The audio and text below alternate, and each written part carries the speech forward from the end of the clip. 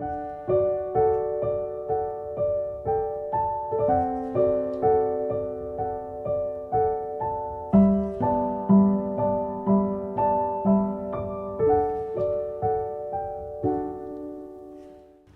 weeks ago, after a few days spent exploring the Spanish island of Tenerife, I decided that visiting another Canary island might be a logical next step.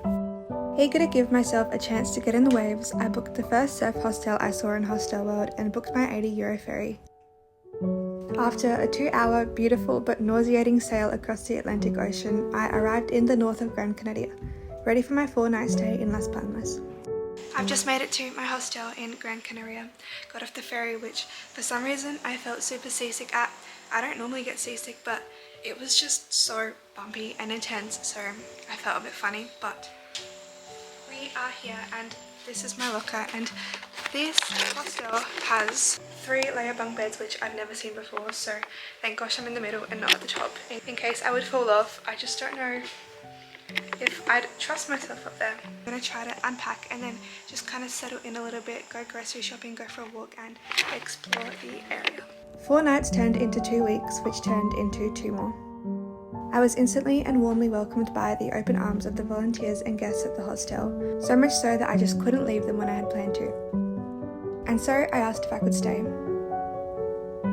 While the other volunteers secured their work abroad through Worldpackers, I was lucky enough to have been slotted in around existing plans. A right place, right time kind of moment. Sometimes all it takes is just asking for what you want. It can be that easy. That is what I learnt from this experience, and of course a whole lot more, which I'll try to share in this video.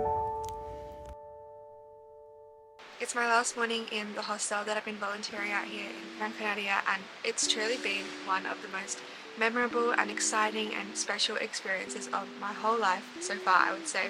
As I said earlier, I didn't even really plan on doing this, but I guess all the right puzzle pieces kind of fell into their places, and this is where I've spent the past month. I thought I'd kind of compile all the little bits of footage I had into this one video where I kind of talk about what it's like to work in a hostel and all the bits and pieces around that, and I guess the island and my experience and traveling for free and how you might be able to do the same too. So as a hostel worker, or at least a volunteer, your main responsibilities are going to be to clean the place, to check people in, and to kind of make sure people are having a good time at the hostel. I think the norm is to do around 4 to 5 hours a day, 4 to 5 days a week, and this is what I ended up doing. And most of this was just like cleaning and cleaning bathrooms and changing sheets and making sure everything was nice and beautiful and sparkly for all the guests. Of course, also organising check-ins and check-outs and helping organise activities and book people in, but also just being like a warm, familiar and friendly presence in the place that they were staying at. So yeah, that's kind of the work side of it. It's pretty simple, but I do think you need to be a certain kind of person to, I guess, enjoy it. And that leads me on to the lifestyle side of things, which I feel like I've really fell into such a good little routine with here.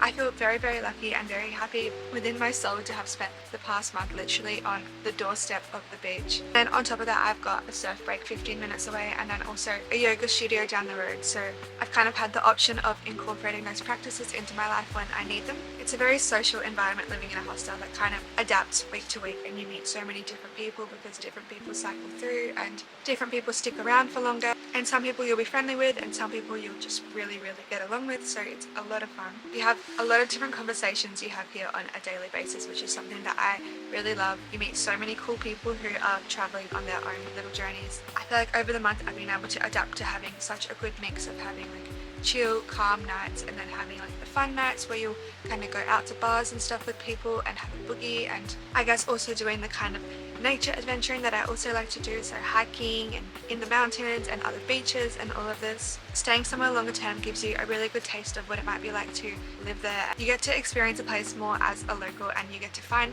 your little spots that you like to go to, and you get to make friends with people who actually live in the place that you're staying at. And knowing that I'm leaving today is so bittersweet because I know I'm going to miss some of the people I've met so much, and I do already miss some of the guests that have already left and continued on their ways too.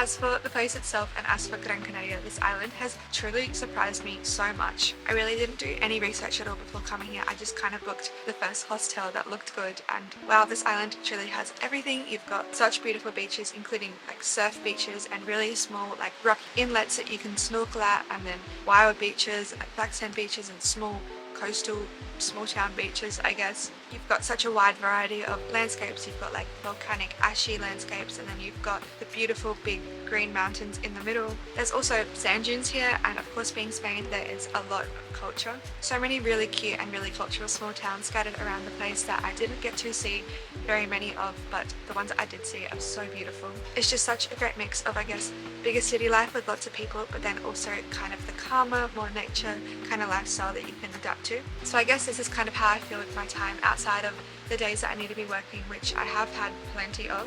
Obviously most of the days I've been working, I've stayed kind of close to the hostel, so kind of closer to the city, and spent more time with people because I'm here more. A lot of beach days and a lot of time spent chatting and relaxing on the terrace. A lot of reading and a lot of writing. On that note, I've really kind of been finding my love for writing again the past few months, and because of that I've just started a substack, which I'm quite excited about. It's going to be mostly for like my travels and some poetry, and I guess kind of like longer pieces on little learnings and I guess like influential moments I have had while I've been gone. So I'm going to put the link to that in the description if you might want to read it. Being here for so long has also really helped me to kind of understand the value of having your own little pockets of the day to invest in yourself, even if that's just kind of going for a longer walk in your own company, or journaling, or kind of having the morning to be in your own space. I've definitely spent a much larger percentage of my time this month surrounded by such beautiful people, but I do also equally value the time that I've spent by myself, and I don't see anyone as better or worse than the other. So the construction noise ended up getting really bad, and I'm now in a hostel in Portugal, but there is one last thing I wanted to touch on before I finish this video, and that is budget traveling, or traveling more or less for free. I think a lot of people, and most of us, initially hold the idea that traveling is always really expensive and really difficult to do because you have to kind of save up a bunch of money and sacrifice a lot of things. And while this is true in some ways, what this experience working in a hostel has taught me is that there's a million different ways to travel, and if you are determined and if you want to do it, you can make it work for any budget. Accommodation is definitely the biggest kind of ongoing expense while you travel. Obviously the flights are expensive, but accommodation is what you're going to be spending all of your money on once you're there, and once you can get that covered, your options for how you want your trip to be open up so much. Of course you're still spending money on living expenses, but having my accommodation covered while working in a hostel has meant that I can kind of spend my money a little bit more freely once I'm there, and also prolong my travels in general, and hopefully consider doing like other volunteer opportunities in the future as well.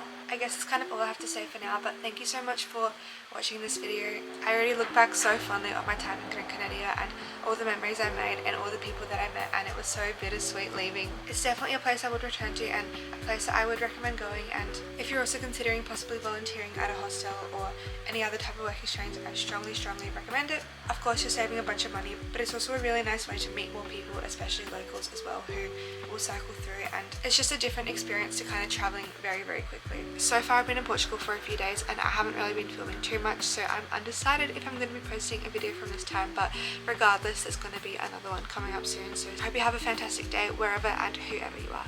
Bye!